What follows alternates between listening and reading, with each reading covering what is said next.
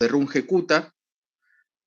Nosotros arrancamos con una primer parte. En la clase pasada ustedes tuvieron un práctico asociado a los temas que estudiamos en la clase pasada, y la clase que viene van a volver a tener práctico para hacer un refuerzo sobre estos temas Euler, EUN y punto medio, que son los métodos que nosotros vamos a utilizar en el práctico y que vamos a utilizar incluso en otros temas que vamos a ver de métodos para resolver ecuaciones diferenciales más adelante.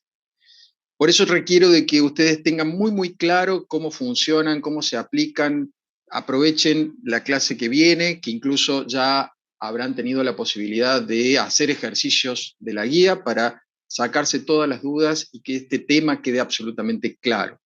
Lo que vamos a ver hoy son conceptos teóricos. Por eso quiero que presten atención, porque son muy sencillos. Yo se los voy a mostrar con ejemplos y todo, pero no vamos a hacer práctico de esto. Es suficiente con lo que vayamos a discutir hoy y la referencia bibliográfica que tienen ahí en el aula virtual. Voy a también hacer una aclaración porque esta mañana un compañero de ustedes me hizo la pregunta. Van a ver probablemente un par de diapositivas que no la tienen ustedes en el material que yo he subido. No porque el material que esté subido esté mal, sino porque recuerden que yo a veces uso alguna diapositiva extra o algo que me sirve en el momento de explicar o ampliar un concepto, pero que no tiene sentido en un material conciso que deben tener ustedes para después poder estudiar, que esté esa diapositiva sin una explicación. Sin una explicación esa diapositiva no se entiende para nada. Por eso es que muchas veces, a veces agrego una o dos diapositivas con finalidad exclusivamente didáctica. Así que presten atención, ese es el beneficio, digamos, de alguna manera de aprovechar la explicación en una clase. Bueno, nosotros vimos en clases anteriores, hace 15 días atrás e incluso antes, que al escribir un polinomio de Taylor para aproximar el valor de i sub i más 1 en función del valor de i sub i y sus derivadas, obteníamos una mayor exactitud, es decir, nos acercábamos más al valor verdadero que ese polinomio intentaba estimar, a medida que agregábamos derivadas de orden superior. En particular, si tomábamos una aproximación de primer orden, obteníamos el método de Euler. Eso lo vimos en la clase pasada. Como truncábamos los términos de segundo orden y superior, el error de truncamiento local del método de Euler era h cuadrado. Sin embargo, el error de truncamiento global, también lo explicamos la semana pasada, la clase pasada, que era el resultante de la suma del error de todos los truncamientos locales acumulados en los pasos anteriores, más el último error de truncamiento local. Ese error, que llamábamos error de truncamiento global, era h. El error de truncamiento global, no sé si se alcanza a ver, por las dudas pongo el puntero, es el que de alguna forma define la calidad del método. En ese contexto, nosotros vamos a usar el error de truncamiento global para comparar métodos entre sí. Miren esto, porque suele preguntarse, porque lo hemos comentado un montón de veces, está en la bibliografía, ¿por qué querríamos o para qué sacaríamos nosotros estos errores de truncamiento global de los métodos? Para poder compararlos, para ver cuál método es mejor. Mientras mayor sea el orden de error de truncamiento global, mejor es el método. De ahí que esos dos métodos que nosotros estudiamos en la clase pasada, el método de EUN y punto medio, como mejoras al método de Euler, sean la mayoría de las veces más exactos, porque el error de truncamiento global de estos dos métodos es h cuadrado. Pero ni el método de EUN ni el método de punto medio agregan, vimos, un segundo término de el Taylor. Es decir, nosotros no vimos que el método de EUN o el método de punto medio aparecían como consecuencia de hacer una aproximación de segundo orden del Taylor, sino que vimos que podíamos usar un artificio, que era el de calcular dos derivadas de primer orden y mediante dos derivadas de primer orden hacer la estimación que queríamos hacer. Por ejemplo, esta estimación resulta de un promedio entre dos derivadas, al inicio y al final del intervalo. Y esta estimación resulta del cálculo de esta derivada, habiendo estimado este valor que es el predictor con una derivada. De alguna manera, estoy calculando dos veces la derivada primera en distintos puntos, y con esas derivadas primeras estoy tratando de obtener la estimación, sin necesidad de hacer aproximaciones de orden superior. Por eso es que nosotros decimos, y esto es muy importante, que los métodos de Runge-Kutta, como ventaja a los métodos de Taylor, los métodos de Taylor, ¿cómo son? Y son trucando. Quiero un Taylor mejor, agrego una derivada de orden 2. Quiero mejor, derivada de orden 3. Mejor, de 4, y así sucesivamente. La diferencia de los métodos Runge-Kutta con los métodos de Taylor es que los métodos de Runge-Kutta logran la misma exactitud de la serie de Taylor sin tener que calcular derivadas de orden superior. O sea, usan un truco para calcular muchas veces derivadas de primer orden. En ese sentido, vimos que los métodos de Runge-Kutta tienen una forma general que notamos en esta fórmula que aparece acá y que le hemos puesto un 1 para indicarla. Vimos que esta era la solución numérica que tenía, la forma de la solución numérica de estos métodos Runge-Kutta. Y que la función phi, que era la función incremento, y recibe ese nombre por ser una pendiente representativa del intervalo h, difería según el método que nosotros fuésemos a aplicar. Y en esa phi intervienen tanto las coordenadas del punto como el valor de h, el valor de paso. Déjenme decirles acá algo muy importante. Todos, pero todos los métodos Runge-Kutta tienen esta forma. Lo que cambian es la manera en que estiman la función phi. Dicho eso, phi tiene una forma general. Esa es la forma general que tiene la phi. Y va a ser, de acuerdo al método, si incorpora 1, 2, 3 más de estos términos.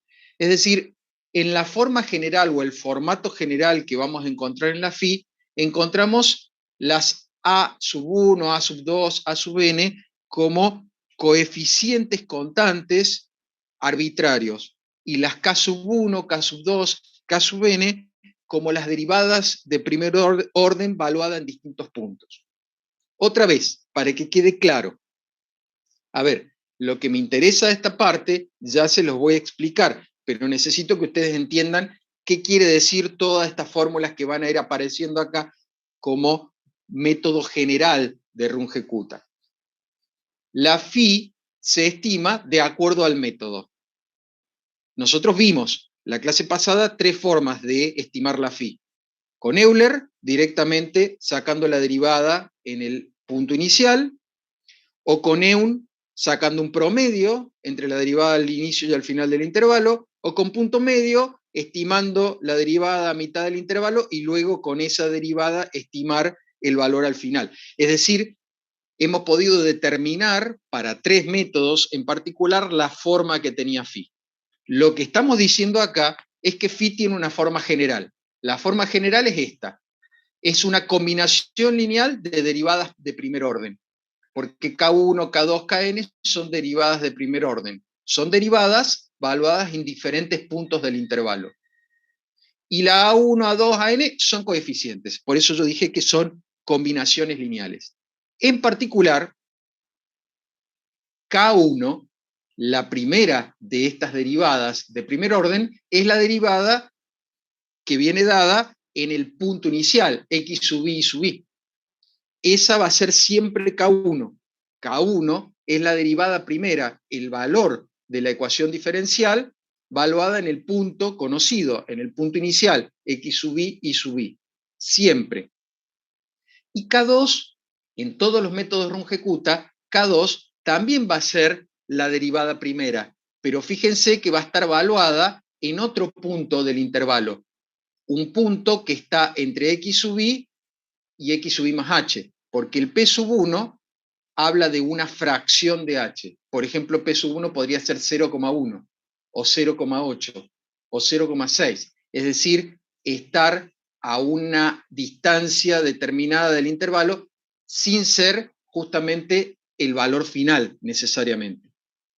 Entonces, K2 va a ser la misma ecuación diferencial valuada en un punto determinado del intervalo para un valor de i al que se le suma una constante Q sub 1, 1 arbitraria por el valor K1 anterior por el intervalo, para decir una fracción del intervalo por el valor anterior. Eso es lo que me permite hacer es llevar una relación de recursividad, porque fíjense, el K sub 2 calcula la derivada en un punto dado del intervalo, ya vamos a ver qué punto y cómo se calcula eso, en un punto dado del intervalo, pero usa en el cálculo el K1 anterior. Y el K3 también calcula la derivada en un punto dado del intervalo, pero usa adentro de su cálculo el K1 y el K2. Eso hace de que esto sea recursivo. K3 va a usar los cálculos anteriores, K2 va a usar el cálculo anterior, Kn va a usar todos los cálculos anteriores eventualmente, ¿ven? K1, K2 hasta Km-1.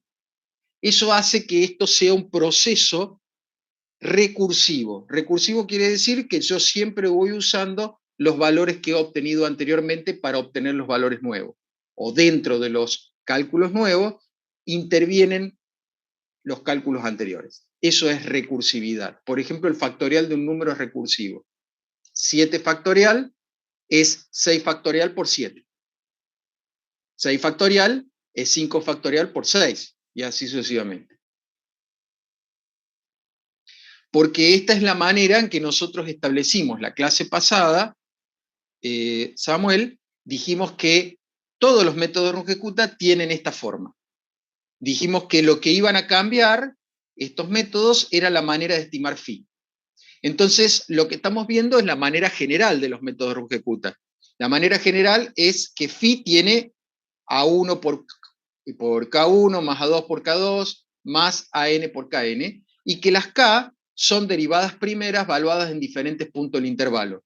Por ejemplo, si este es el intervalo, por ejemplo, y este es X sub i, entonces K1 va a estar evaluada acá, tomando el valor, por supuesto, I sub i allá arriba. K2, por ejemplo, podría estar tomando un valor por aquí y viendo, qué sé yo, un valor I sub 2 por allá arriba. K3 podría estar tomando un valor por aquí y viendo el I sub 3 allá arriba. Pero en el cálculo del K3 o en el cálculo del K2 intervienen todos los cálculos anteriores. Esto que parece muy complicado, en realidad es una forma general de escribir los métodos Runge-Kutta. Y a mí no me interesa que ustedes lo aprendan. ¿Por qué? Primero, porque no tiene sentido. Primero, porque no tiene sentido. Entonces ustedes me van a decir, ¿y para qué me lo está explicando? Porque lo que yo quiero que vean, que es lo que sí me interesa, es que los métodos Runge-Kutta tienen un proceso recursivo de cálculo. Quiere decir que las diferentes K1, K2, K3, Kn utilizan dentro de sus cálculos los valores que ha obtenido anteriormente. Por eso es que, por ejemplo, K3 utiliza K1 y K2 adentro de toda la fórmula. Pero ya van a ver que esto en realidad es mucho más simple cuando uno lo lleva a la práctica que en la representación general. ¿Y por qué la representación general es tan compleja? La representación general es tan compleja porque yo necesito poder determinar distintas fórmulas de acuerdo al orden que yo le quiera dar al método. Si yo le quiero dar un método de orden 1, me voy a fijar en esta función phi y voy a tomar solamente el primer término y tendré que tratar de establecer cuánto vale A sub 1, porque K1 es la derivada al inicio del intervalo. Si quiero un método de orden 2, tendré que tomar este término y este término. No sé si se estaba viendo el puntero. Este término y este término. K1 será al inicio del intervalo, K2 será en algún punto intermedio que usa K1 y tendré que determinar A1 y A2. La determinación de esos coeficientes, K1, K2 y K3, Kn, Tommy, son las derivadas en diferentes puntos del intervalo. Son las derivadas de primer orden en diferentes puntos del intervalo.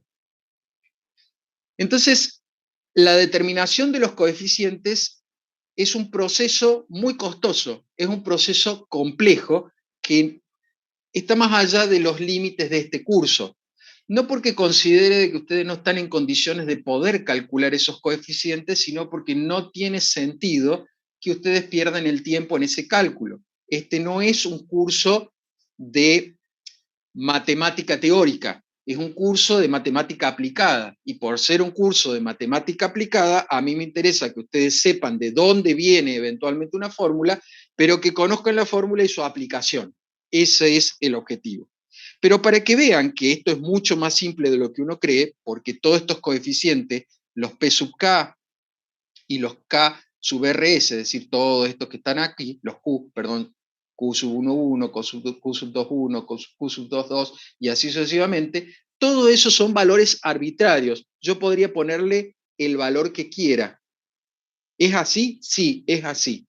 Yo podría ponerle de repente a 4 o 5 de ellos, podría ponerle un valor 0 y tratar de determinar, en función de esos valores arbitrarios que le di, los otros coeficientes por ahí que no me quedaron determinados de manera arbitraria. Porque lo que voy a obtener en definitiva es un sistema de ecuaciones para poder resolver. Por eso digo de que no nos vamos a meter en ese problema. Pero se los voy a mostrar con un ejemplo simple para que vean que esto realmente es bastante sencillo. Lo que pasa es que mientras mayor sea el orden, más se va a complicar.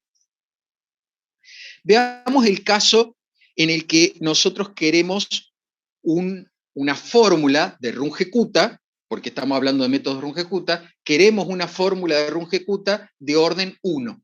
Supongamos que eso es lo que estamos buscando, una fórmula de Runge-Kutta de orden 1. O sea que nosotros vamos a tomar la phi, y como queremos de orden 1, lógicamente nos vamos a quedar solo con el primer término. N igual a 1 significa que phi va a tener la forma A1 por K1. Esa es la forma que tiene que tener phi. Bien, dicho eso, entonces nosotros vamos a decir, ¿cómo vamos a hacer para calcular A1? Bueno, sí sabemos que K1, se los dije recién, era la derivada en el punto inicial. K1 es la derivada del punto inicial. Esa es conocida. Me dan la ecuación diferencial, me dan el punto inicial, entonces puedo calcular K1. No hay ningún problema. Entonces, la estimación, por lo que vimos en la filmina anterior, la estimación era lo que habíamos llamado fórmula 1 a esto. La estimación es que I sub I más 1 es el I anterior más, en este caso, el phi por el H. Pero el phi, ¿qué era? A sub 1 por K1. Entonces, K1, como es la derivada del inicio del intervalo, lo escribo ahí.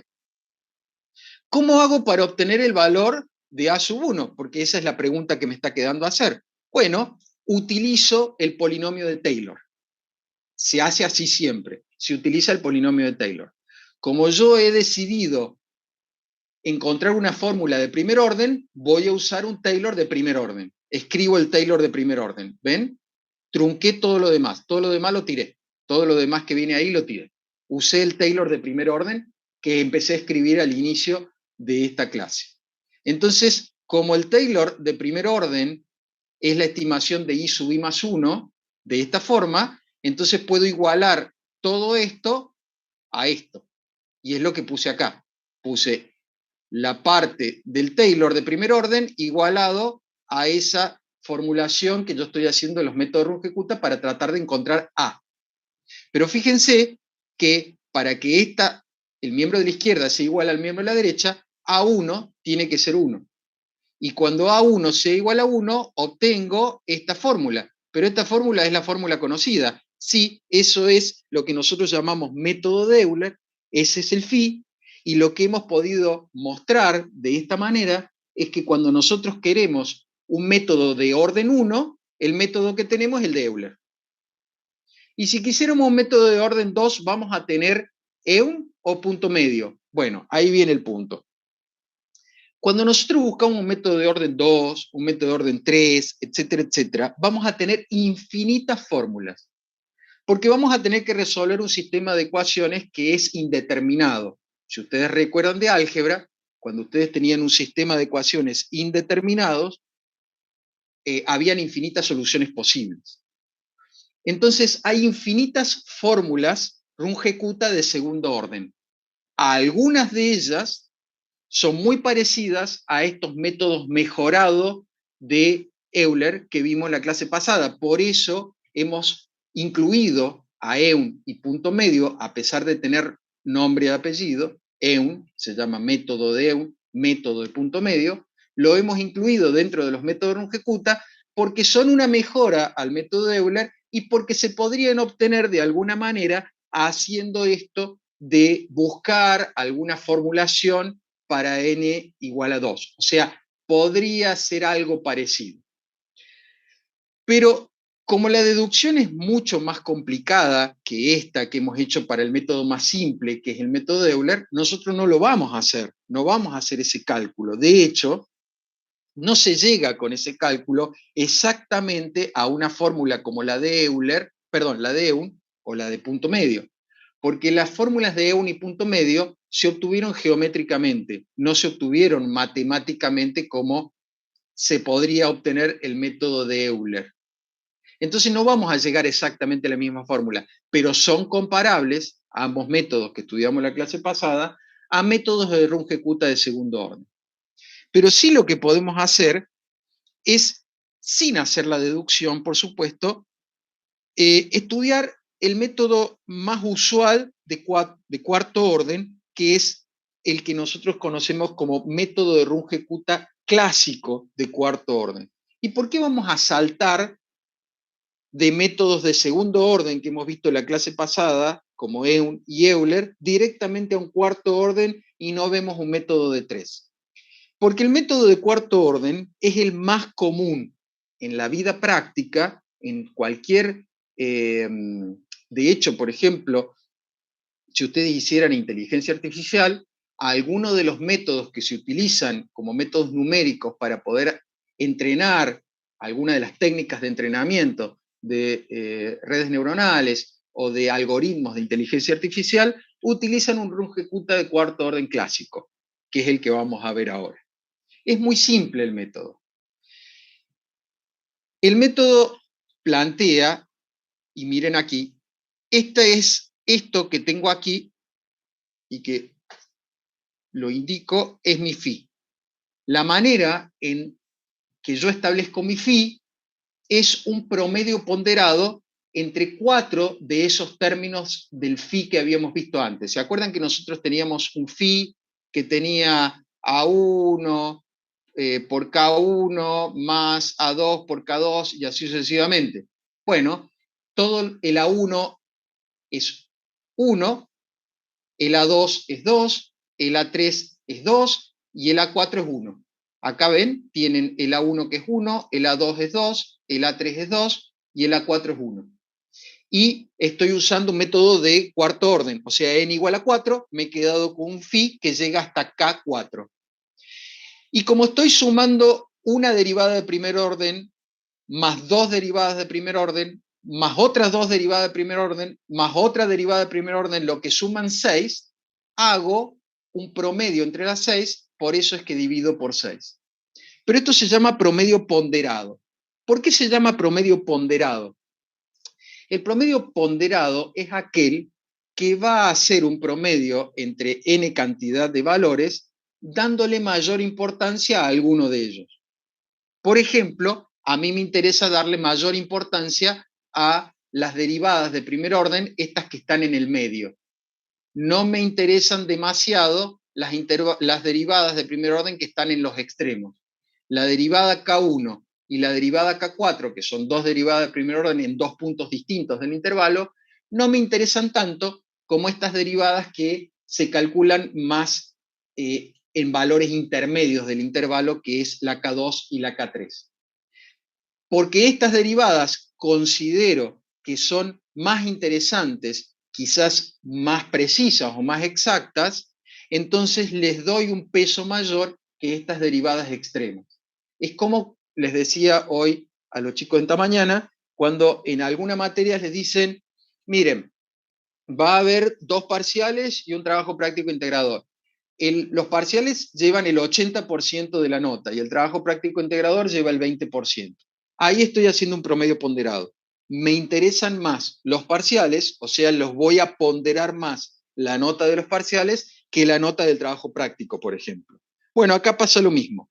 A mí me interesa ponderar más las derivadas de primer orden que se calculan en lugares intermedios del intervalo que en los lugares extremos, que la K1 y la K4.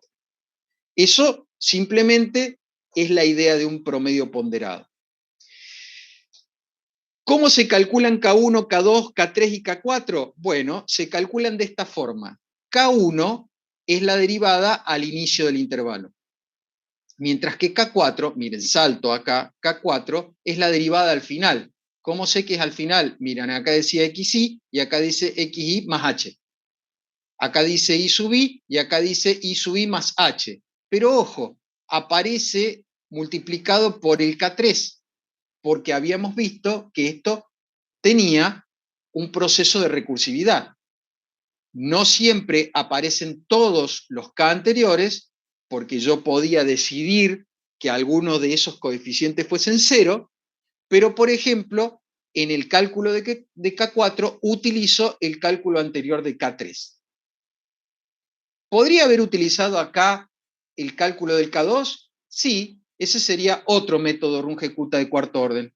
¿Y podría haber utilizado el K1, el K2 y el K3? Sí, ese es otro método Runge-Kutta de cuarto orden. El que estamos estudiando es el de cuarto orden clásico, en el que el único coeficiente que sobrevivió es aquel que multiplicaba a K3 y que vale 1 en este caso.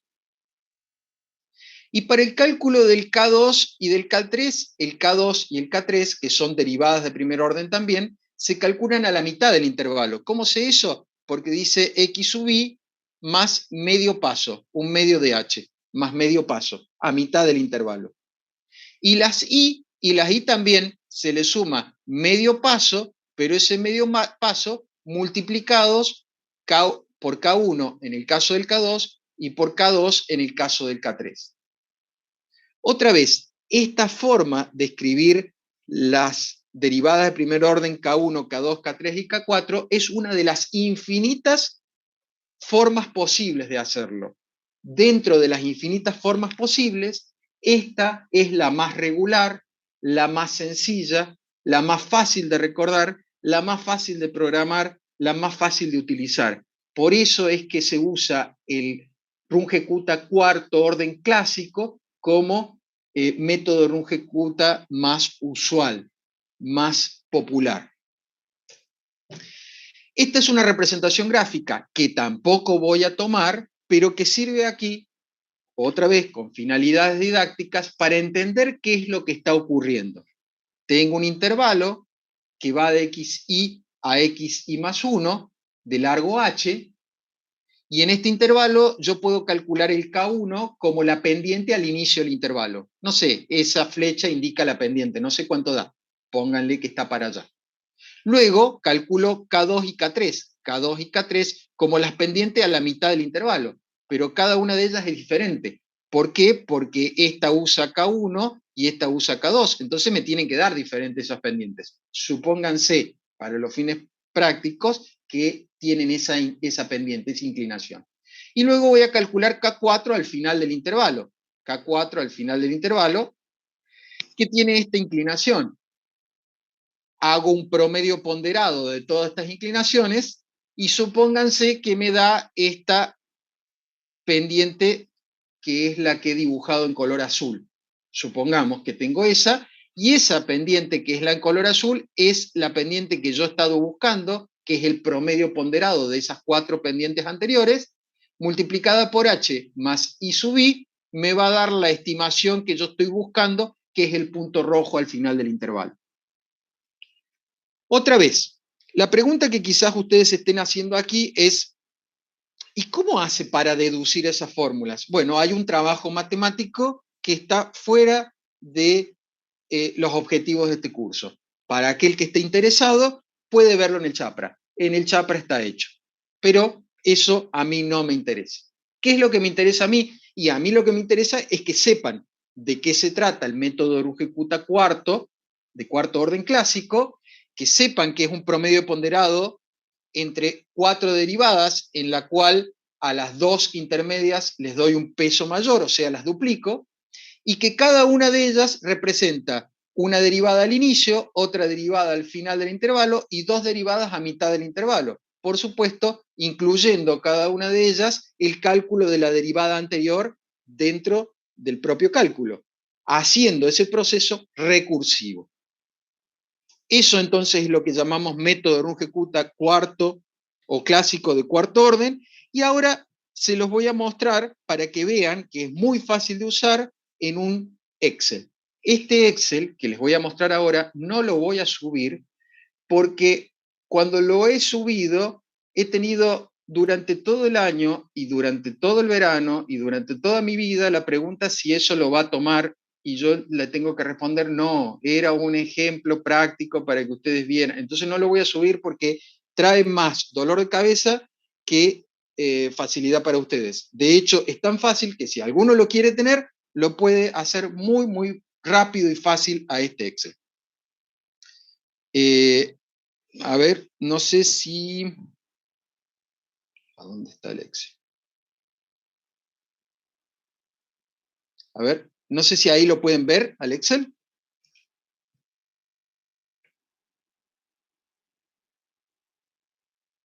Perfecto. Miren, para que vean que esto es re fácil. Como siempre, cuando yo utilizo un método de Runge-Kutta, voy a tener 2 columnas obligatorias. La columna de los términos independientes y la columna de los términos dependientes. En este caso, X e Y. Voy a tener un valor inicial, que ese me lo dan. Me dicen que para X igual a 0 y Y es igual a 2. Y voy a hacer, para que ustedes lo vean, el mismo ejercicio que ustedes hicieron en el práctico con la profesora de la clase pasada, que es esta ecuación diferencial, que es la que está en esta filmina, o en este Excel, perdón. Y acá me copié, simplemente para tenerlo a mano y para que ustedes lo vean, las fórmulas. Me copié la fórmula para la estimación del I siguiente y las de las derivadas.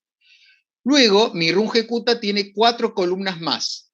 Esto no es obligatorio. Las obligatorias son estas que están recuadradas. Estas no son obligatorias. Q1, Q2, Q3 y Q4 son columnas auxiliares, pero representan las derivadas en 4 puntos diferentes. Entonces, ¿cómo calculo Q1? Bueno, Q1 es la derivada al inicio del intervalo. O sea, fíjense, 4 por la exponencial de 0,8 por G3. Dice, ¿quién es G3? X sub I. Menos 0,5 menos 0,5 por H3. ¿Quién es H3? Y sub I. O sea, he evaluado la derivada al inicio del intervalo. Eso me dio 3. No se fijen en la función redondear. Miren solamente la fórmula, que es lo que está escrita ahí. Entonces, ahí obtengo K1. ¿Cómo hago para obtener K2? Bueno, para obtener K2, digo, es la misma derivada, pero evaluada a mitad del intervalo, y al I también le tengo que sumar medio intervalo multiplicado por K1.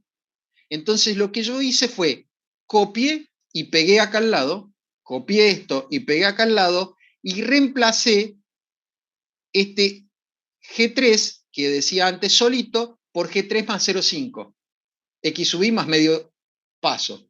Y al H3 le sumé 0,5 por I sub 3. 0,5 es medio paso, I sub 3, ¿quién es? K1, el K anterior, porque yo he hecho lo que dice la fórmula. Así de simple. Luego copié y pegué acá al lado.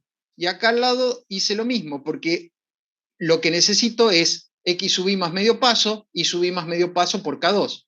Entonces puse X sub I más medio paso, más 0,5, y sub I más medio paso por J3. ¿Por qué J3? Porque J3 es el K2. Hice lo mismo con K4. K4 ya no es X sub i más medio paso, es X sub i más un paso completo. Por eso dice G3 más 1, porque estoy considerando paso 1, ¿ven? 0, 1, 1, 2, 2, 3, 3, 4. Si hubiese considerado otro paso, lo tengo que cambiar acá, en la fórmula. Y acá, ¿qué hice? I sub i más un paso por el K3. El K3 es justamente, coincide acá casualmente que K3 es K3. O sea, la celda K3 corresponde al K3. Una vez que hice eso, copié eso y lo pegué. Así, copié y pegué. Listo. Y ahora voy a calcular la estimación siguiente, el I sub i más 1. El I sub i más 1 dice que es el I sub i anterior, H3, ahí lo tengo, H3, más un sexto de, porque tengo que hacer el promedio ponderado de I sub 3, más 2 veces J3, más 2 veces K sub 3, más L sub 3. O sea, exactamente lo que dice la fórmula, por 1 dice por 1. ¿Por qué? Por H, por el paso que vale 1. Listo, tengo eso acá, entonces copié, vine acá, pegué, listo, ya tengo mi runge Qt armado.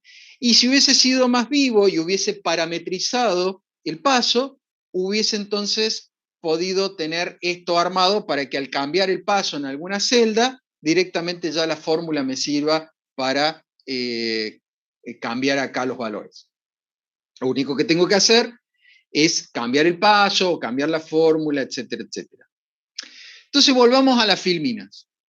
Esa misma tabla es la que copié en la filmina siguiente, que es esta que tengo acá. Esta filmina, que ustedes tienen también ahí, es la copia de la tabla. Pero para mostrarles el contraste, fíjense que ahí también me copié yo acá, en la filmina esta de clases, un pedacito de lo que ustedes trabajaron con la profesora del práctico la clase pasada. La clase pasada ustedes trabajaron con Euler, EUN y punto medio. Me copié el Euler particularmente, que es el más fácil. Porque como ustedes trabajaron exactamente con el mismo ejercicio, lo voy a comparar. Con el Euler, ustedes la clase pasada obtuvieron que para x igual a 4 y tenía que ser 56,8493. Yo resolví esta ecuación diferencial analíticamente.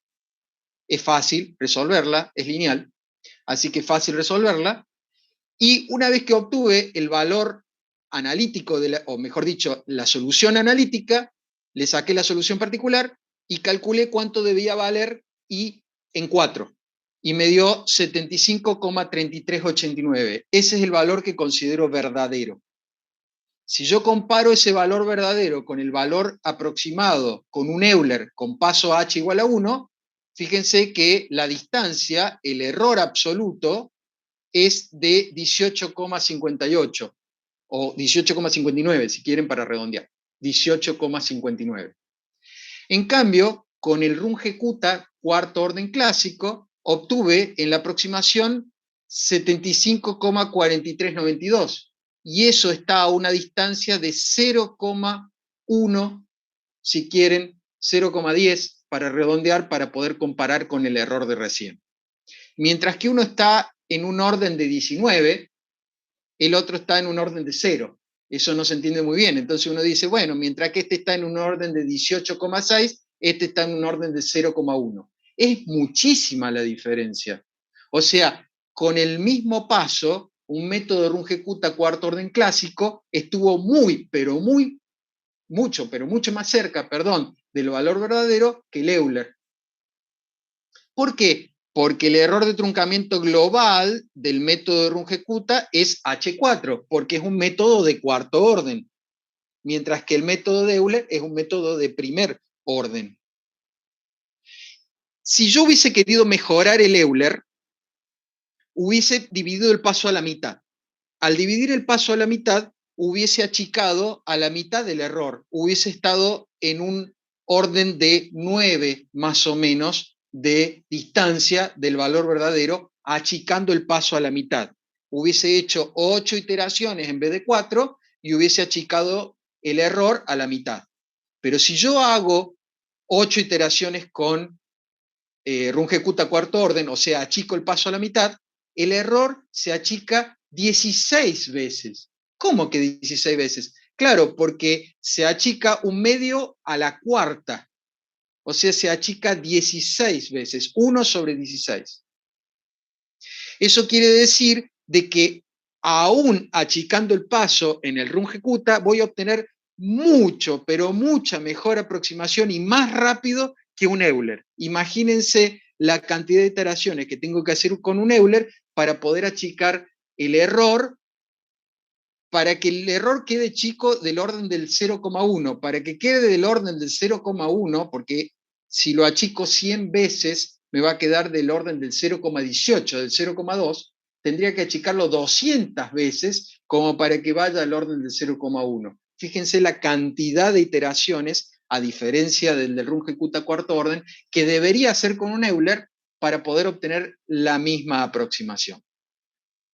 Esa es la razón por la cual les muestro este ejemplo de Runge-Kutta cuarto orden clásico, porque es muy fácil de ver, es muy fácil de programar, ustedes lo han visto recién en un Excel, en realidad es casi que más fácil que el de Euler, que no el de Euler, el de Eun y el de punto medio, es casi que más fácil, y ustedes van a decir, ¿y entonces por qué no toman ese, que es más fácil, que el de Eun y el punto medio? Porque desgraciadamente, si bien es más fácil para implementar así simple, como están viendo en un ejemplo, cuando nosotros lo querramos incorporar como método en otros métodos que vamos a ver más adelante, termina siendo más compleja la implementación que un Eun o un punto medio.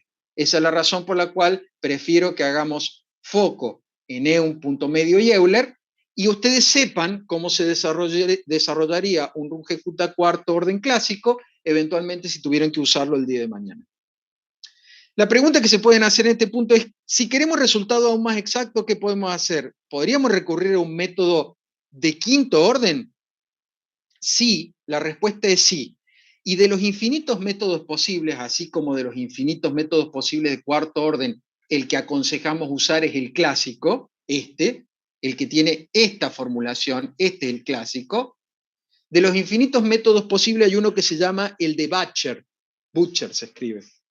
Ese método de quinto orden es el más usado, pero les cuento que computacionalmente es más complejo de aplicar y el costo que requiere una computadora para implementarlo, si bien con la computadora que tenemos ahora eso parece que fuese irrisorio lo que estoy diciendo, pero el costo computacional de un método de quinto orden es mayor, lógico, que uno de cuarto orden, y la mejora no es sustancial.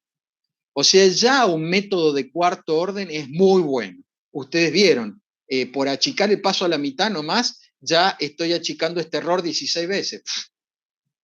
Entonces imagínense que es muy bueno ya un método de Runge-Kutta clásico cuarto orden, es fácil de programar y el costo computacional es menor que un método de quinto orden en donde yo tengo que aplicar 5 derivadas en vez de 4. ¿Está bien? O sea, poder se puede. ¿Conviene? Y la verdad que frente al costo-beneficio es mejor directamente usar uno de cuarto orden. La ventaja, Tommy, es que es mucho más preciso. Fíjate, con 4 iteraciones, llegué con 4 iteraciones a un valor que está a 0,1 del valor verdadero, mientras que este está a 18,58. Esa es la ventaja. Es más preciso, más exacto. Más preciso, el error es más chiquito, más exacto, más cerca del número. ¿Estamos? Bueno, hasta acá con método de Runge-Kutta. En principio, viéndolos así tipo Euler, Eun punto medio y Runge-Kutta cuarto orden clásico. Pasemos a otro tema. Veamos el concepto de sistemas de ecuaciones diferenciales. Muchos problemas en ingeniería requieren la solución de un sistema de ecuación diferencial. Y ustedes, aunque uno diga, bueno, ¿cuántos problemas serán los que requieren ese tipo de soluciones? Muchos, muchos problemas. Entonces, entender cómo funciona esto es interesante. Y les voy a tratar de contar con algún ejemplo o comentario, porque incluso para ustedes puede llegar a ser muy interesante. Un sistema de ecuaciones diferenciales ordinarias quiere decir que hay una sola variable independiente, es como el que se muestra acá. Fíjense que x va a ser la única variable independiente. Luego I1, I2 y n son las variables dependientes. ¿Cuántas variables dependientes habrá? Y dependerá de la cantidad de ecuaciones que yo tenga. Tengo 10 ecuaciones, habrá 10 variables dependientes. Todas respecto de una sola variable independiente. Ahora, cuando vaya explicándome mejor y vaya profundizando en esto, lo van a terminar de entender muy bien. ¿Sí? Quédense tranquilos. Las f sub i, estas funciones, la f1, la f2, la fn, representan obviamente el conjunto de operaciones, eso es lo que dice acá, que relacionan las variables independientes con las dependientes y el cambio de cada una de estas variables dependientes respecto al independiente. O sea, la f1 relaciona el cambio de la primera dependiente con todas las variables. La f2 relaciona el cambio de la segunda variable dependiente con todas las demás, y así sucesivamente. Esto que tenemos a la izquierda son el cambio, la velocidad, la tasa de cambio, es una derivada, de las variables dependientes respecto de la única variable independiente. Obviamente, por tratarse un problema de valor inicial, hay que dar n condiciones auxiliares para poder resolverlo. O sea que si tengo 2 ecuaciones, necesito 2 condiciones iniciales. Si tengo 10 ecuaciones, necesito 10 condiciones iniciales. ¿Por qué? Porque necesito poder resolver estas 10 ecuaciones con 10 incógnitas. O sea, las incógnitas se van a resolver con esas condiciones iniciales que yo voy a dar. Para un dado valor de la variable independiente, voy a dar un valor de I1, de I2, de I3, de I4, así hasta IN. Esas serán mis n condiciones iniciales.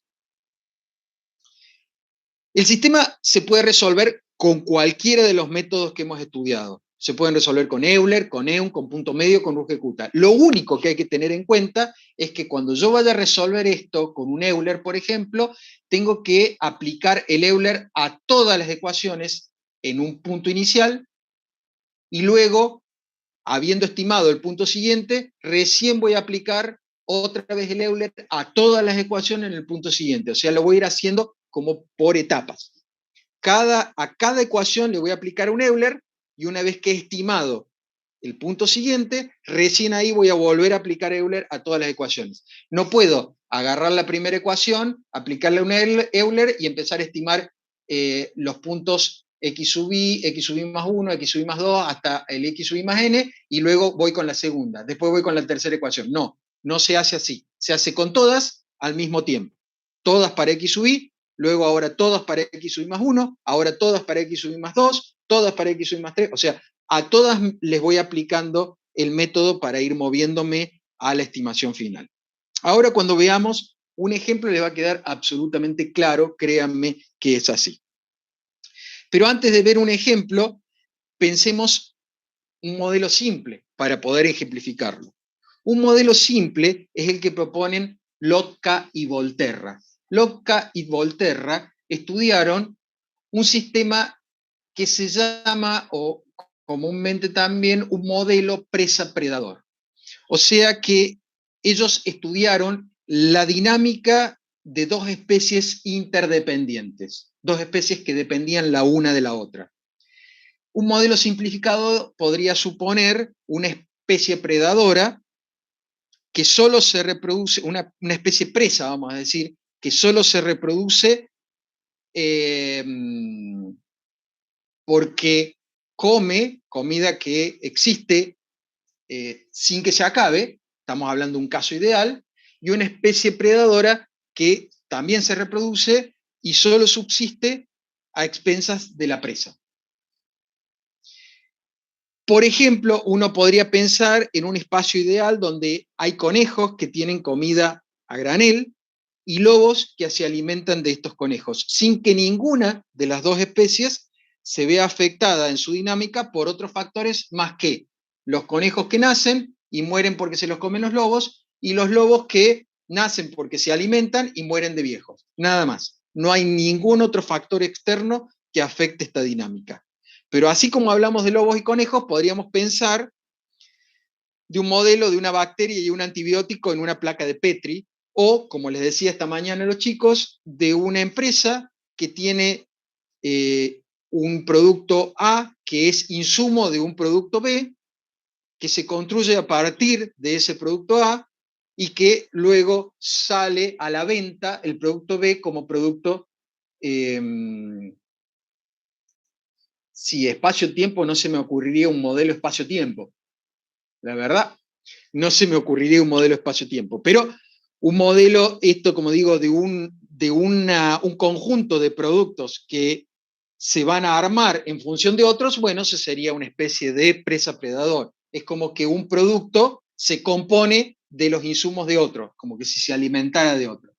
Digo esto porque imagínense que si ustedes tienen que el día de mañana trabajar en una empresa para hacer ingeniería en una empresa y hacer análisis de producción, analizar el equilibrio de los recursos justamente que se consumen en una empresa, uno podría analizar estas cosas desde la perspectiva de un modelo presa-predador y hacer muchas predicciones muy interesantes que resultan en dinero bastante importante para el dueño de la empresa y obviamente para ustedes, porque si son capaces de armar un modelo predictivo que le permita tomar decisiones de ese tipo al empresario para saber, para no comprar de más o no comprar de menos, o saber, dado ciertas circunstancias que se pueden dar en el entorno, cómo poder estoquearse o no, sería buenísimo porque eso le hace ahorrar muchísima plata y a ustedes les resulta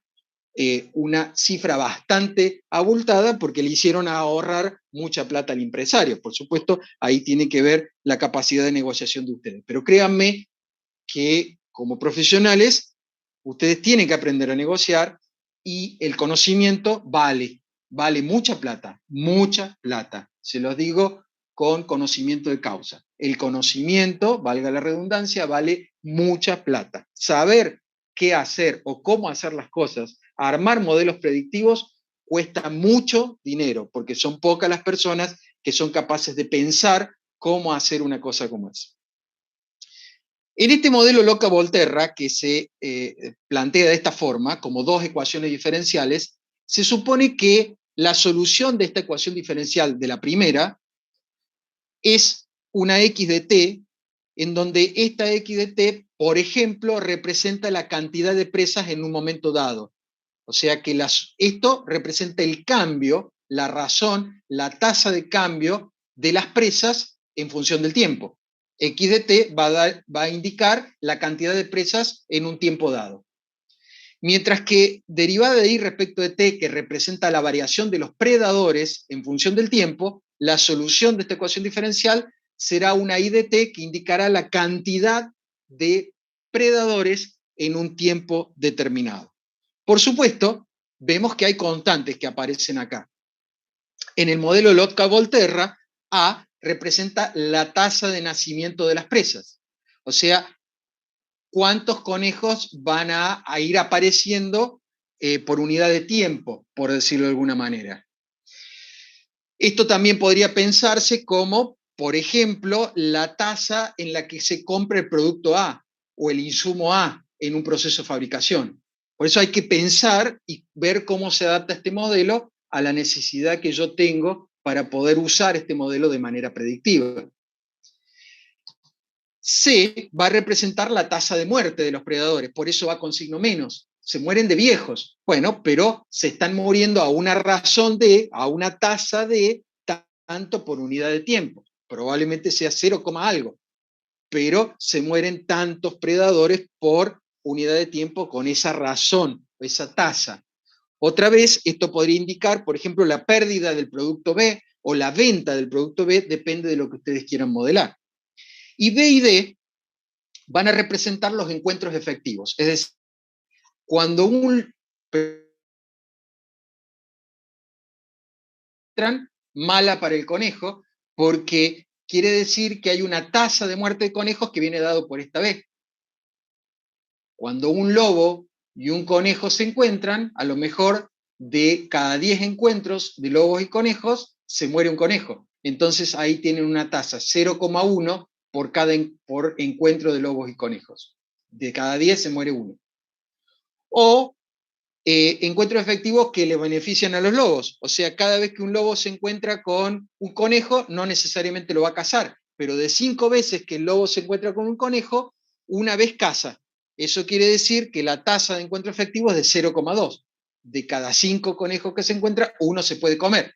Entonces, buena para los lobos. Se alimenta 0,2 de cada vez que un lobo se encuentra con un conejo. Esa es la idea de esas constantes que aparecen acá en el modelo de Lotka-Volterra. Lógicamente, para poder resolverlo, podemos utilizar cualquier método. Usemos el de Euler, que es el más simple, para poder entender más que nada cómo funciona. La idea es la siguiente. Si la derivada de x respecto de t representaba la variación de las presas por unidad de tiempo, entonces fíjense que yo le voy a llamar f de txy a esa derivada. Ustedes van a decir, ¿cómo t de xy? Porque recién, cuando hablábamos de una sola ecuación diferencial en el que x era la variable independiente e y la variable dependiente, representábamos a la derivada como una f de xy. Ahora que tengo una variable independiente que es la t y dos variables dependientes, la x y la y, entonces la voy a reemplazar, la voy a representar como una f de txy. T es la variable independiente, X es la cantidad de presas e Y la cantidad de predadores. Y la otra ecuación diferencial, la que dice la variación de predadores respecto del tiempo, y le llamo de otra forma, con otro nombre, le llamo G. Por los fines prácticos, le podría haber llamado F1 y F2, no importa, le llamemos F y G, más fácil, que también va a depender de T, de X y de Y, o sea, depende de la cantidad de presas y depredadores que haya en un momento dado. Si ahora quiero aplicar, miren acá, en estas derivadas, si quiero aplicar un Euler, se darán cuenta que para poder estimar la cantidad de presas que va a haber en un punto siguiente, voy a necesitar las presas en un punto anterior más esa f por el paso. Y si quiero estimar la cantidad de predadores en un tiempo siguiente con un Euler, voy a necesitar la cantidad de predadores en el tiempo anterior más esa g por el paso. Estos son dos Euler.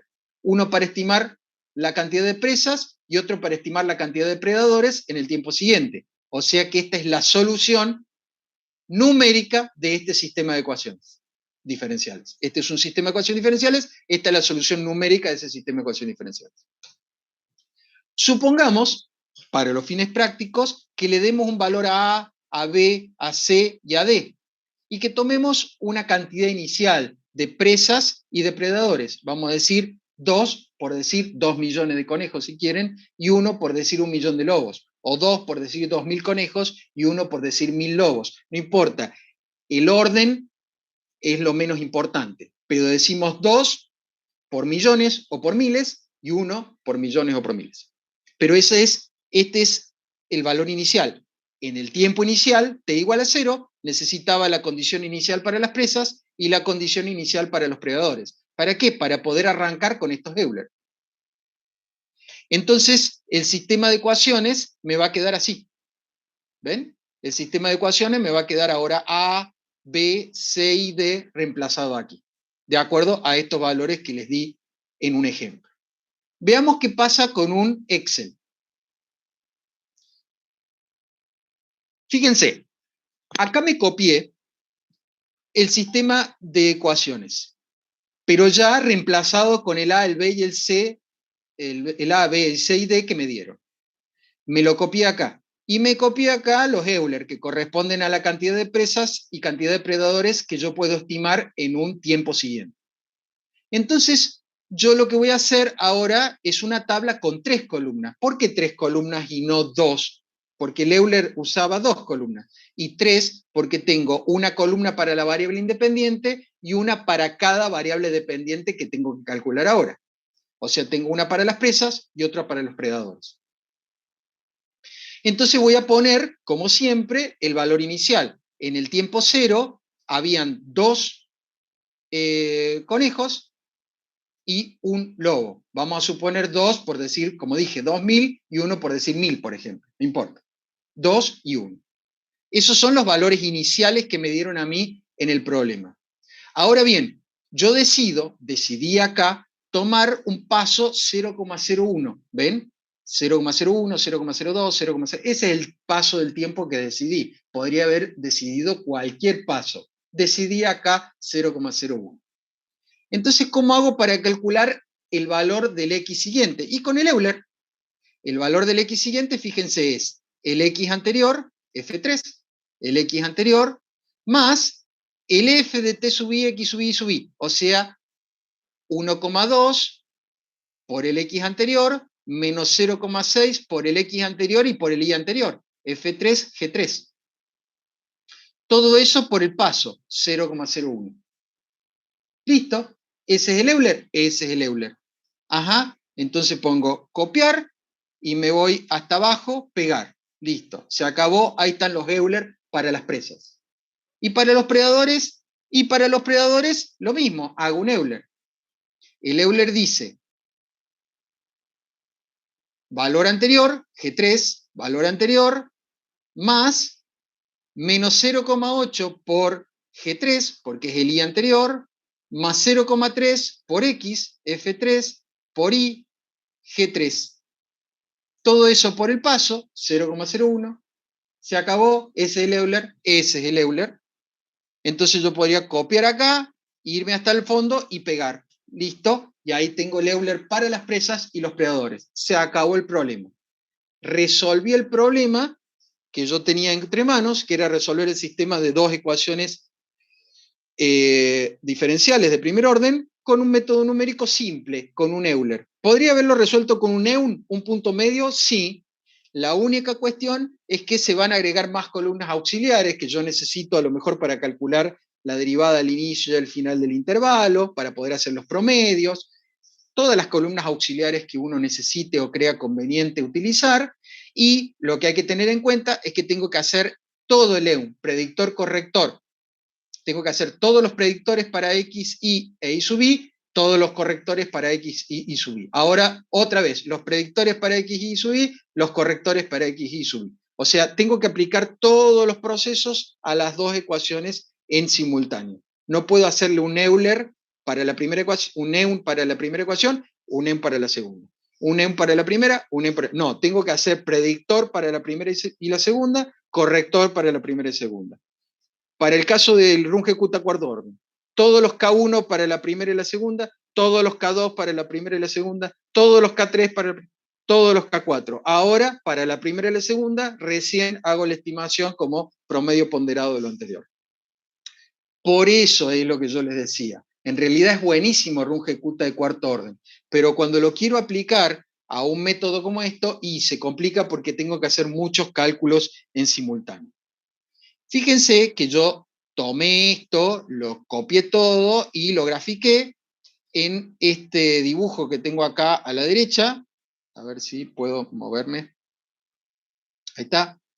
Y acá en este dibujo puedo ver el modelo presa-predador graficado en el tiempo.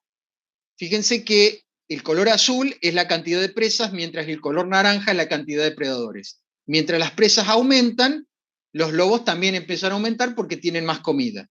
Llega un momento que hay muchos lobos, hay demasiados lobos, y se empiezan a alimentar tanto de los conejos, o sea, son tan exitosos los lobos porque hay un montón de conejos por todos lados, que los lobos empiezan a aumentar en demasía.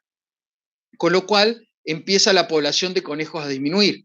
Pero al empezar a disminuir la población de conejos, la población de lobos empieza a pasar hambre, porque ya no le resulta tan fácil cazar conejos, y entonces también empieza a disminuir la población de lobos, empiezan a morir, hasta que hay poquitos lobos, y como hay poquitos lobos, los conejos otra vez empiezan a crecer. Es por eso que normalmente en estos modelos presa-predador siempre una gráfica va detrás de la otra. Una gráfica tiene una dinámica que depende obviamente de la otra. Por eso se dice que son interdependientes. Mediante este tipo de gráficos se pueden analizar puntos de equilibrio, se pueden analizar si esto tiende a equilibrarse en el tiempo o si los lobos se van a morir en algún momento por más que los conejos crezcan o si los conejos en algún momento se van a morir porque los lobos se los comieron a todos, y obviamente después de ellos se van a morir los lobos, con lo cual, fíjense lo interesante que es analizar este tipo de modelos a nivel empresarial, porque uno podría analizar muchas cuestiones. ¿Qué pasa si no hay suficiente compra de insumos? ¿Qué pasa si fabrico si compro una máquina que fabrica ahora más insumo B? Entonces tengo que comprar más insumo A porque me voy a quedar sin stock, y entonces es como tener al vicio una máquina parada, que gasté muchísimos dólares ahí, tengo una máquina parada que no, sin fabricación, o la estoy haciendo trabajar a media máquina cuando podría utilizarla a todo su esplendor. ¿Y eso por qué? Porque nadie se pone a armar un modelo de este tipo, por ejemplo, para poder hacer predicciones y buscar estados óptimos de fabricación.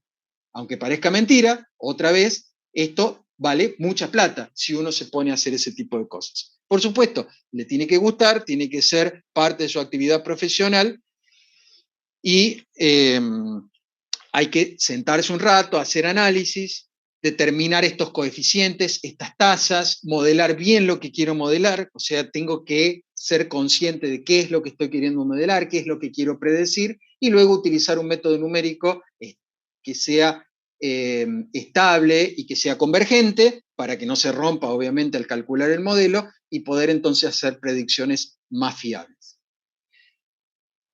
Fíjense acá que a continuación hay una filmina que no me voy a detener demasiado en su explicación, porque esto lo han visto en álgebra y lo han visto en análisis matemático 2, cuando ustedes tenían un sistema de dos ecuaciones con dos incógnitas, por ejemplo, y querían sacar máximos y mínimos, sacaban puntos críticos.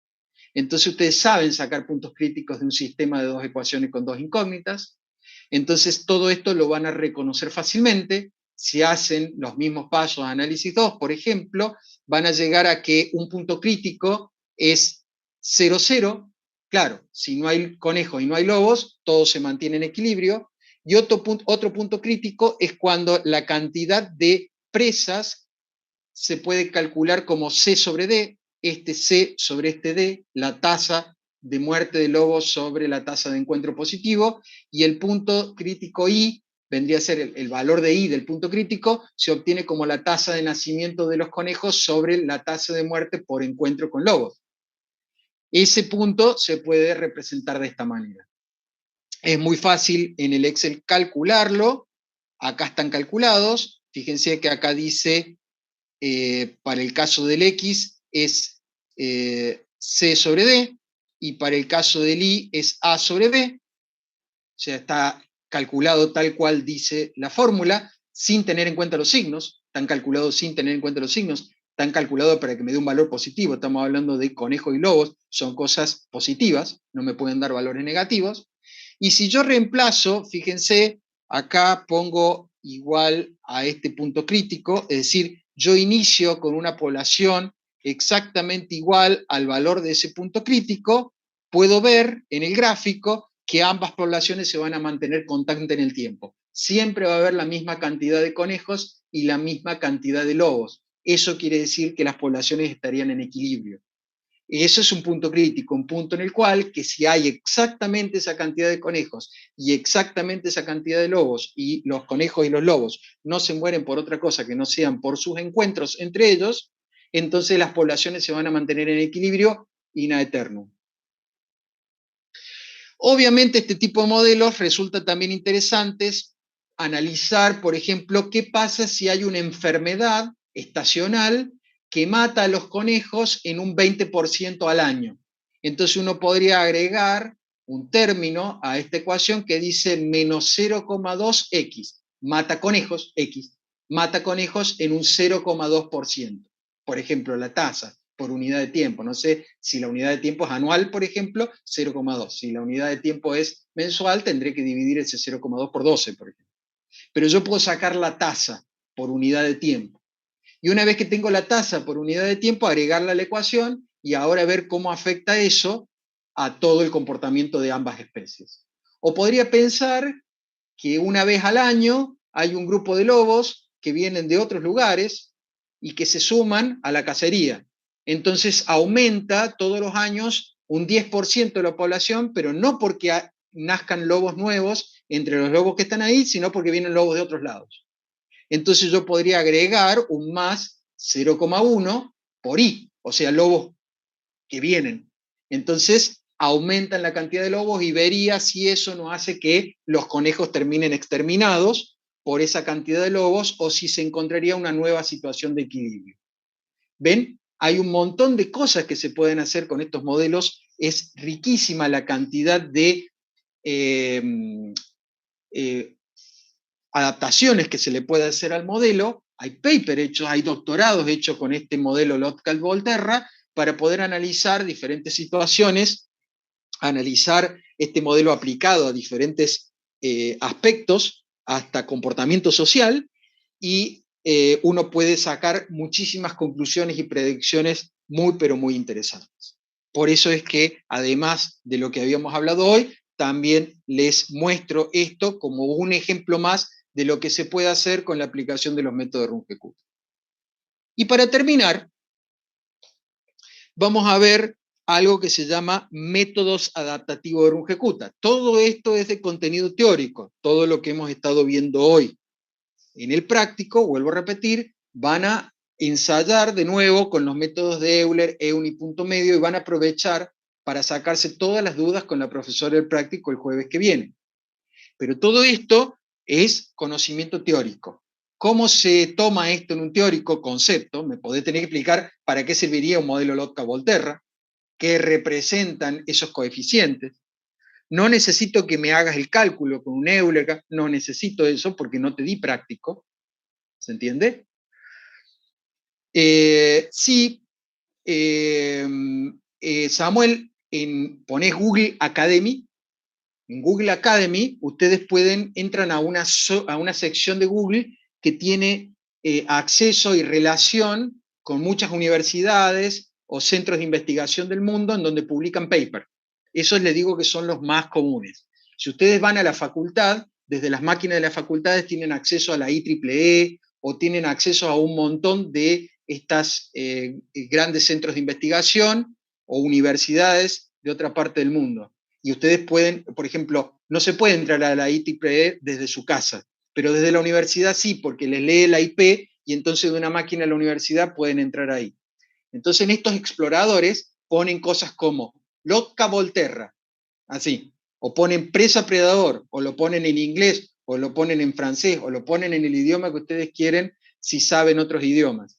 Y entonces les va a mostrar Google un montón de paper que se los va a ordenar normalmente por orden de citación.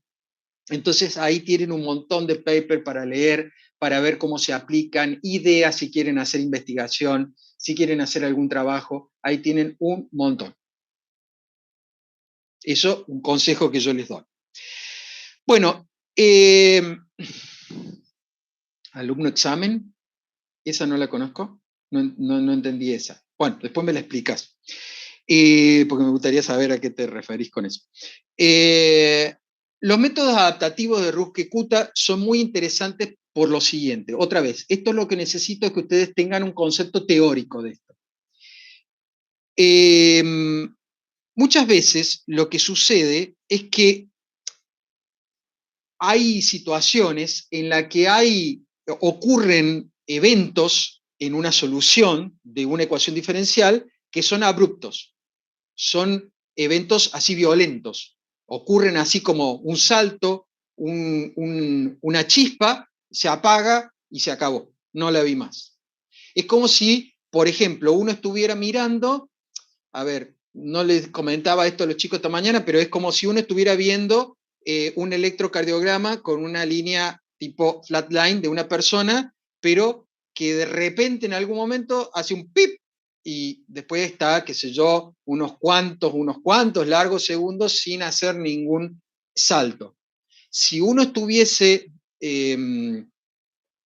fotografiando, como quien dice, ese monitor, y en la fotografía no le pego justo al momento que hace el pip, cuando miro 1000 fotografías, yo lo que veo es que esa persona está muerta. Cuando en realidad, a lo mejor está latiendo muy lentamente. Con lo cual, a veces ocurre de que yo necesito un método que pueda detectar esos cambios abruptos que solamente se detectarían si yo conozco la solución, pero como no sé cuándo va a latir, no sé, es como si yo no supiera la solución, sino que yo estoy mirando y de alguna manera estoy esperando que suceda. Pero en la vida real, cuando yo estoy utilizando métodos numéricos, los métodos que hemos utilizado hasta ahora son métodos de paso fijo, de paso constante. Vieron que recién, por ejemplo, elegí un Euler con 0,01 y se mantuvo 0,01 hasta el final. O en el primer ejemplo, mantuve un Runge-Kutta cuarto orden con paso 1 y se mantuvo 1 hasta el final. El problema es que, si se ve acá en el grafiquito, si yo mantengo un paso constante, desde este punto x sub i, que es el valor inicial conocido, hago una predicción de este punto, desde este punto hago una predicción de este punto, y desde este punto hago esta predicción, y yo lo que veo es que la forma de esta función es así, como estoy pasando ahora el puntero. Ven que si yo digo que la forma de la solución es así, me comí el pico, no lo vi al pico, lo salteé, ese pico nunca apareció. ¿Por qué? Porque al estar usando un paso fijo, no alcanzo a detectar la variación de la función que ocurre abruptamente y luego vuelve otra vez más o menos a comportarse como se venía comportando antes. Entonces, una forma de resolver ese problema, una forma de tratar de ver ese salto, es adaptar el paso. Quiere decir, achicar o agrandar el paso según me convenga. Y uno dirá, bueno, pero es medio como que yo tengo que saber a dónde va a ocurrir para saber dónde achicar o dónde agrandar el paso. Bueno, no, justamente, la idea es que eso se haga de manera automática, sin tener que saber a dónde ocurre el evento. Yo tengo que poder achicar lo suficientemente el paso para poder detectarlo, que no se me vaya, y si no es necesario, no ir con un paso tan chico, porque imagínense que ustedes tengan que mapear con un paso de 0,01 milímetros de acá hasta Carlos Paz. Es para volverse loco. Todo para detectar a lo mejor un bache de acá a Carlos Paz. Uno dice, no, es una locura. No voy a mapear 0,01 milímetros para detectar un bache de acá a Carlos Paz. Voy mapeando cada 100 metros. Y si justamente el bache quedó metido en alguno de esos 100 metros que no mapeaste, y bueno, ahí está el problema. Entonces existe lo que se llaman métodos adaptativos de Runge-Kutta, que lo que hacen es adaptar automáticamente el paso para tratar de detectar esos cambios abruptos de la función. ¿Sí? Entonces, ¿cómo se hace? Lo que se hace es tratar de predecir, estimando, o sea, tratar de predecir ese cambio abrupto estimando el error de truncamiento local.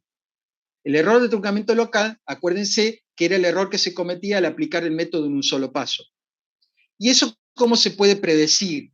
Bueno, nosotros podemos más o menos estimar el error de truncamiento, es decir, mientras ese error de truncamiento sea menor a un error determinado, nosotros vamos a suponer que va todo bien. Si ese error de truncamiento es mayor que un error esperado, vamos a decir que no va todo bien, que ahí ocurrió algo que se me pasó. Es como decir, voy cada 100 metros de acá a Carlos Paz, pero de alguna manera tengo un aparato que cuando marqué 100 metros, el aparato me dijo, te comiste el pozo. Entonces vuelvo para atrás, me vuelvo para atrás, 100 metros para atrás. Entonces empiezo a ir cada 50 metros. Y el aparato me dice, te comiste el pozo. Me vuelvo a ir para atrás y voy cada 25 metros. Te comiste el pozo. Me vuelvo a ir para atrás, voy cada 10 metros. Ah, ahí lo encontré. Esa es la idea. Pero la idea es, bueno, pero tengo que tener el aparato que me avise que me comí el pozo para poder detectarlo, para volverme para atrás y detectarlo. Bueno, hay dos maneras de hacerlo.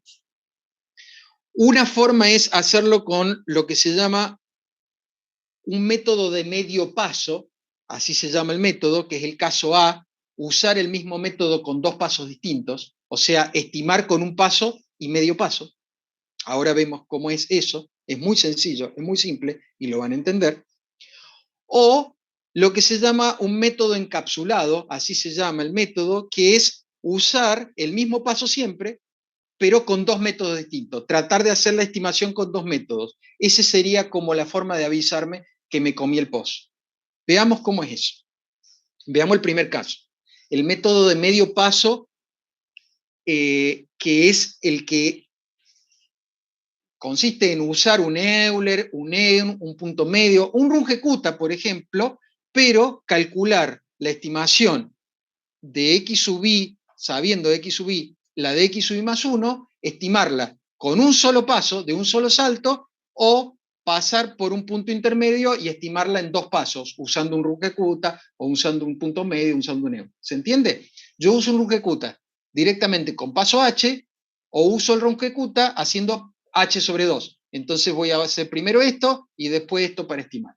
Claro, cuando yo use un Runge-Kutta, por ejemplo, con un paso h, voy a llegar a una estimación que es, por ejemplo, esta roja que está acá, con un solo paso. ¿Ven? Con un solo paso estimo ahí y a eso le llamo supra 1, para darle un nombre.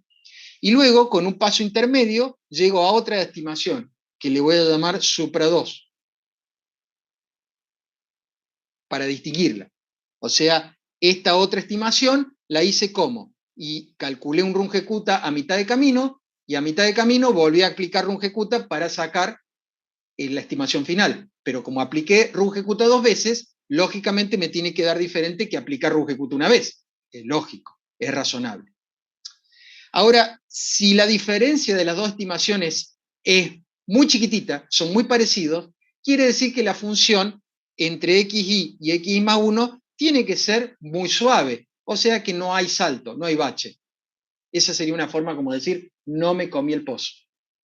Pero si la diferencia es grande, quiere decir de que algo pasó. Miren, les voy a hacer un dibujito para que se entienda a qué me refiero. Supónganse que ahí tengo el cambio abrupto. Este es x sub i y este es x sub i más 1. Si yo saco con la pendiente acá una estimación, bueno, digo que esta es la estimación en x sub i más 1. Ahora, si con esa estimación estimo a mitad de camino, por ejemplo, ahí, y acá vuelvo a ver con otra pendiente, por ejemplo, si miren, la pendiente más o menos ahí tendría esa inclinación, entonces vuelvo a ver con otra pendiente por acá, entonces yo voy a decir que en dos pasos la estimación ahora es esta que está acá. Como verán, la distancia entre la primera estimación y la segunda estimación es grande, es muy fea. Hay un error muy grande entre las dos estimaciones. ¿Y a qué se debió el error? Y aquí hay un agujero en el medio, un bache. Y eso me lo acusó esta forma de ir analizando el paso a paso con las dos estimaciones. Pero si no hubiese habido un bache ahí, si ese bache no hubiese estado,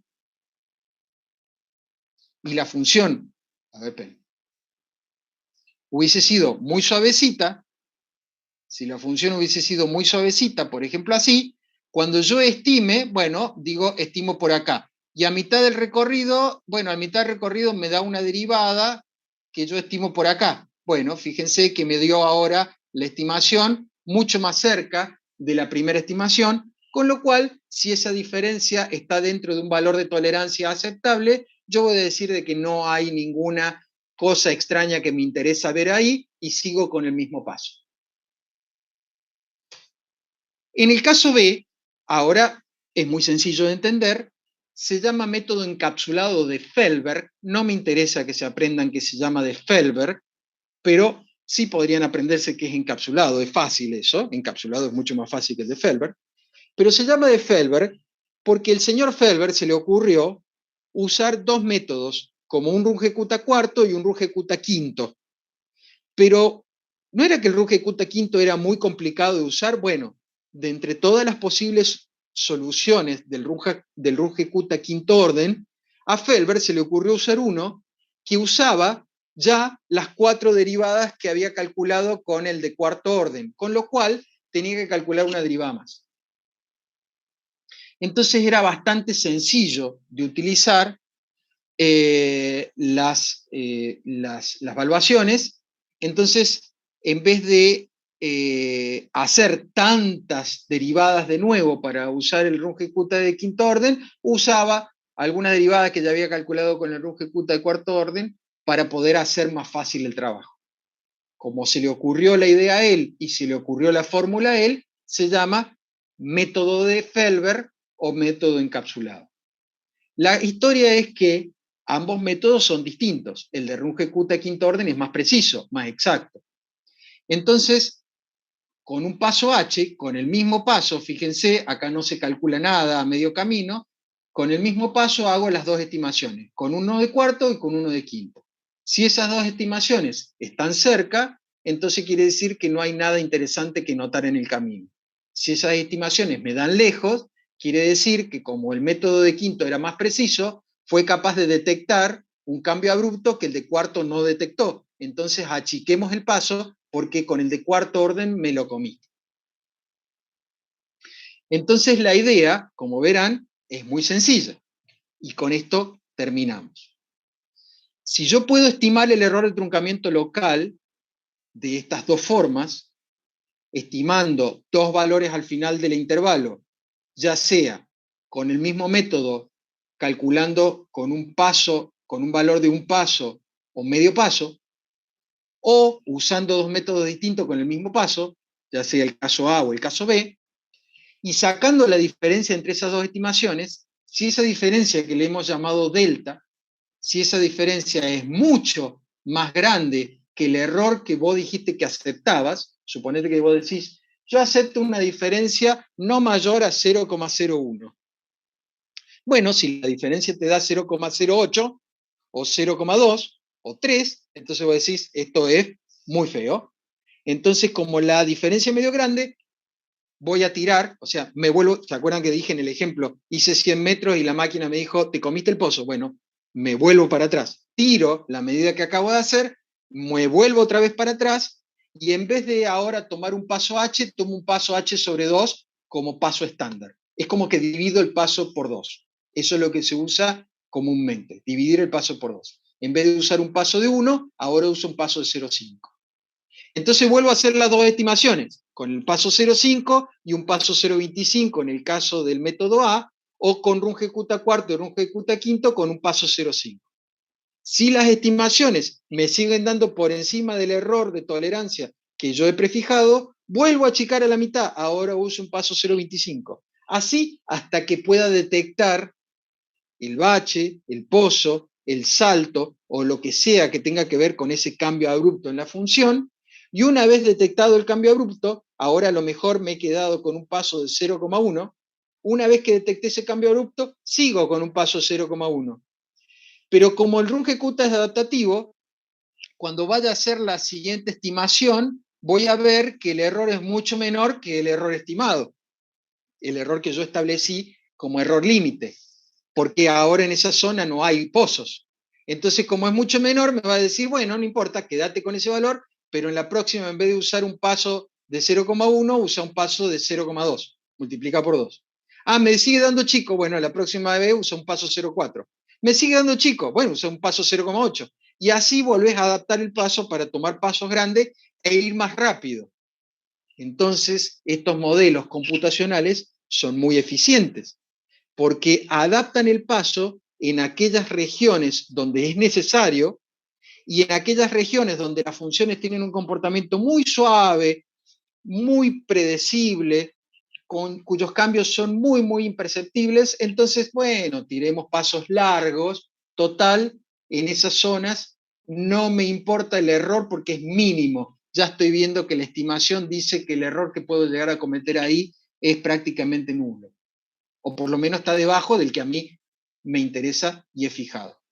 Y si me da más o menos igual que el error, y bueno, mantén el paso. Es muy simple. Yo le decía, y con esto, perdón, me he excedido, pero les cuento una cosa más, como para que ustedes les ayude, digamos eso. Yo le contaba esta mañana a los chicos que es como si fueran a correr en la ciclovía del Parque Sarmiento. Entonces ustedes van trotando. Si la ciclovía está todo bárbaro, van trotando y trotan a un ritmo más o menos estable. Pero si ustedes ven que hay una parte de la ciclovía en donde hay un pozo, un bache o un obstáculo, lo que empiezan a hacer un rato antes, empiezan como a cortar el trote, están achicando el paso como para poder sortear el obstáculo sin caerse. Y una vez que sortean el obstáculo, vuelven otra vez a aumentar gradualmente el ritmo hasta volver a alcanzar el ritmo con el que traían. eso sería un método adaptativo de paso. Solamente cambian, achican el paso en la zona de interés, y en la zona que no interesa porque no hay cambios abruptos, mantienen un paso largo o un paso constante. Total, las observaciones que ustedes están haciendo son perfectamente estimables. Bueno, hasta acá entonces con esta clase, como les dije, eminentemente teórica. Son conceptos que ustedes tienen que manejar, son conceptos muy interesantes porque conceptos que al fin y al cabo les pueden ser útiles el día de mañana en su vida profesional, pero práctico de esto no hay. Por eso es que no voy a subir los Excel, para evitar la confusión. De todas formas, aquel que esté interesado, estos modelos, como le dije, de Orta Volterra o de Runge Cuta Cuarto Orden, hay a patadas en internet para bajárselo a aquel que esté interesado en investigar, practicar, estudiar, analizar. Como siempre, les agradezco muchísimo la paciencia.